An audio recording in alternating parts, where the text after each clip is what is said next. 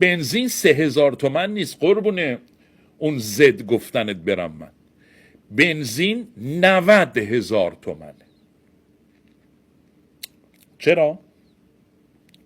شماها، حالا آقا مسعود من شما رو میگم، شما رئیس جمهوری دیگه، همینجوری برو تا ته صف، رئیس جمهوران قبلی، همه وزیرا، یه بلایی سر ما آوردید، ما خیابونامون پر ماشینایی شد که 3 برابر استاندارد جهانی دارن بنزین میسوزونن.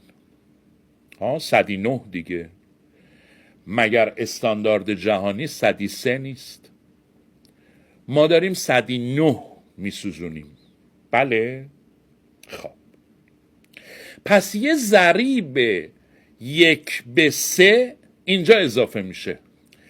یعنی اگر من یه ماشین درست درمون داشتم لازم نبود هفته‌ای 3 بار باکم رو پر بکنم، 1 بار باکم رو پر میکردم، نه 3 بار. اینا ماشینایی هستند که شما به ما تحمیل کردید. درست در سالهایی که نیاز داشتیم و بنزین تولیدی و مصرفی لب به لب بود، شما به جای اینکه لجبازی بکنید اگر مانع واردات خودرو نمی شدین، ما همون تعادل تولید به مصرفمون رو حفظ می کردیم داخل ایران. منتها به خاطر مافیای خودروسازی پاتونو کردید تو یک کفش و نذاشتید ماشین وارد این مملکت بشه، نذاشتید و ما رو مجبور کردید ماشینایی سوار بشیم که استانداردشون 3 برابر دنیاست. خب به اینجا تموم نمیشه، چون بنزین کم آوردید. برای اینکه بنزین یک کالای استراتژیک هست، شروع کردید کیفیت بنزین هایی که به ما میدادید رو کمتر کردید. پس علاوه بر این که ما 3 برابر داشتیم استفاده میکردیم بنزین رو، آمار خودتون میگید مصرف مردم ایران 2-3 برابر میانگین جهانیه. مرد مومن، ما مغزمون رو کسی گاز نگرفته 3 برابر دنیا بنزین مصرف بکنیم. ما ماشینامون 3 برابر دنیا بنزین مصرف میکنن.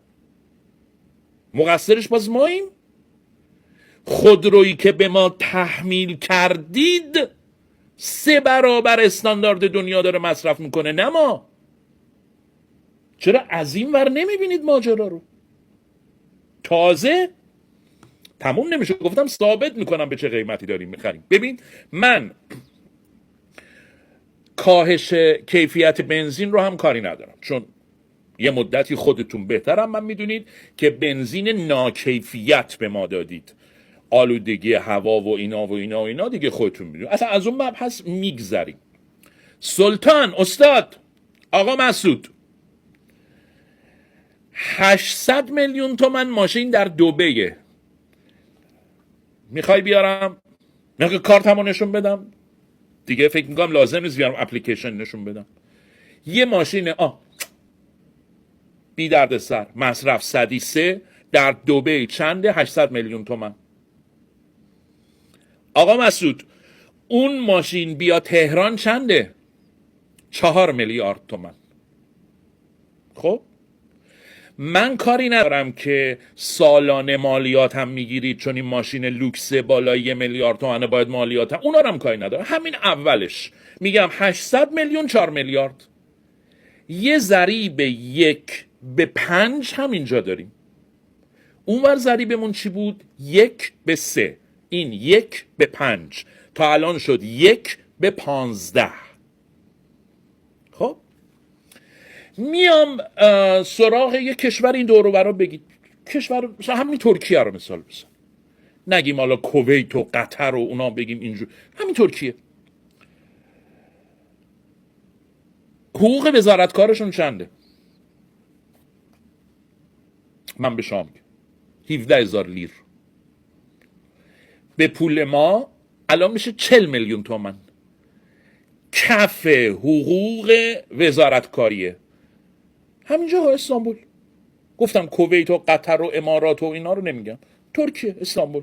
خیلیاتون شاید الان از استانبول باشن. 17,000 لیره. 17,000 لیر به پول ما میشه 40 میلیون تومان. حقوق وزارتکاری در ایران چنده؟ من به شماها ارفاق میکنم و میگم 20 میلیون تومان. نیستا 15-16 میلیون. میگیم 20 میلیون تومان.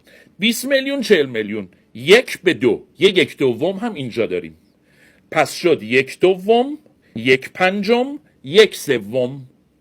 اینا رو به هم ضرب میکنیم. 1/3 در 1/5 میشه 1/15. 1/15 در 1/2 میشه 1/30. یعنی 3,000 تومن نیست، 90,000 تومنه.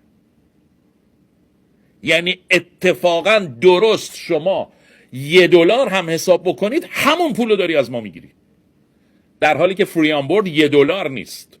حالا اصلا فرض میکنیم $1 همون پولو داری از ما میگیری.